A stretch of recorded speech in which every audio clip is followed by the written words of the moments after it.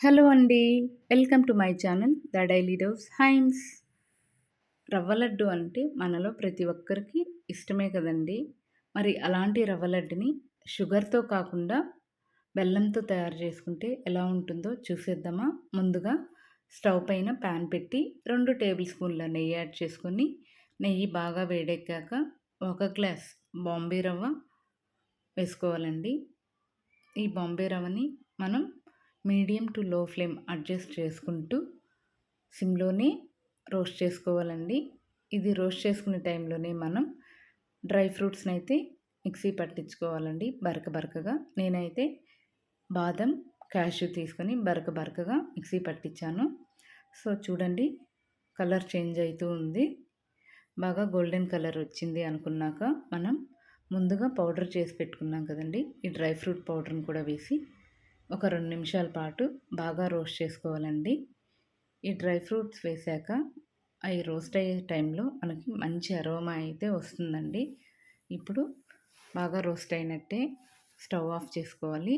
ఇప్పుడు వేరే frying pan తీసుకొని ఒక టేబుల్ స్పూన్ నెయ్యి వేసుకొని బాగా వేడెక్కాక ముందుగా కట్ చేసి పెట్టుకున్నటువంటి డ్రై ఫ్రూట్స్‌ని బాగా రోస్ట్ చేసుకోవాలండి. సో, ఇవన్నీ కూడా సన్నగా కట్ చేసుకోవడం వల్ల త్వరగా రోస్ట్ అయిపోతాయి. ప్లస్ తినేటప్పుడు కూడా మనకు టేస్ట్ బావుంటుందండి. చూడండి బాగా రోస్ట్ అయిపోయాయి. ఇప్పుడు స్టవ్ ఆఫ్ చేసుకొని వేరే ప్యాన్ తీసుకొని 1 గ్లాస్ రవ్వకి 3/4 గ్లాస్ బెల్లం తీసుకోవాలి. బెల్లం యాడ్ చేసి కొంచెం వాటర్ తీసుకొని కరిగించుకోవాలండి. సో, ఈ రవ్వ లడ్డుకి మనకు ఎటువంటి పాకం అయితే అక్కర్లేదండి. జస్ట్ బెల్లం కరిగితే చాలు.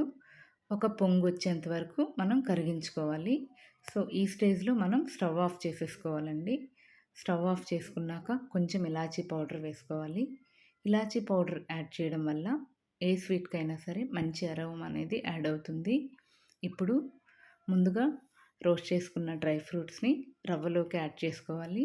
అలాగే మనం కాచుకున్న బెల్లం సిరప్‌ని కూడా ఫిల్టర్ చేసుకోవాలండి. ఇలా సిరప్‌ని ఫిల్టర్ చేసుకోవడం వల్ల అందులోని ఉన్న ఎటువంటి డస్ట్ పార్టికల్స్ అయినా కూడా ఈజీగా ఫిల్టర్ అవుట్ అయిపోతాయి.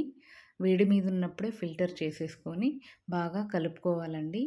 ఇలా వేడి మీదే కలుపుకోవడం వల్ల రవ్వ అనేది బెల్లం సిరప్‌కి బాగా కలిసి సాఫ్ట్ అవుతుందండి.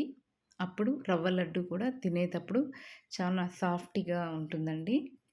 సో, ఇలా బాగా కలుపుకున్నాక మూత పెట్టేసి ఒక 10 నిమిషాల పాటు చల్లారనివ్వాలి. తర్వాత మనం లడ్లు చుట్టేసుకోవాలండి. ఫస్ట్ అయితే మీరు చెక్ చేసుకోండి లడ్డు చుట్టడానికి వీలుగా ఉందా లేదా అని. మనం తీసుకున్నటువంటి బెల్లం సిరప్ అనేది సరిపోతే లడ్డు అనేది ఈజీగా చుట్టేసుకోవచ్చండి. సిరప్పే కాకుండా కన్సిస్టెన్సీ కూడా కరెక్ట్‌గా ఉండేటట్టు చూసుకోవాలి. ఇన్ కేస్ మీకు లడ్డు అనేది సరిగ్గా రాకపోతే కాచి చల్లార్చుకున్న పాలని కొంచెం యాడ్ చేసుకొని బాగా కలుపుకొని లడ్డు అనేది చుట్టేసుకోవచ్చండి. కానీ ఇలా పాలు యాడ్ చేసుకునేది ఇన్‌స్టెంట్‌గా ఉండడానికి మాత్రమే అండి. 1 ఆర్ 2 డేస్ ఉండడానికైతేనే పాలు యాడ్ చేసుకోండి. ఎక్కువ రోజులు స్టోర్ చేసుకోవాలంటే మాత్రం పాలకు బదులుగా కాచుకున్న నెయ్యి వేసి లడ్లు చుట్టుకోండి. నెయ్యితో చేసుకుంటే ఎక్కువ రోజులు స్టోర్ చేసుకోవచ్చండి.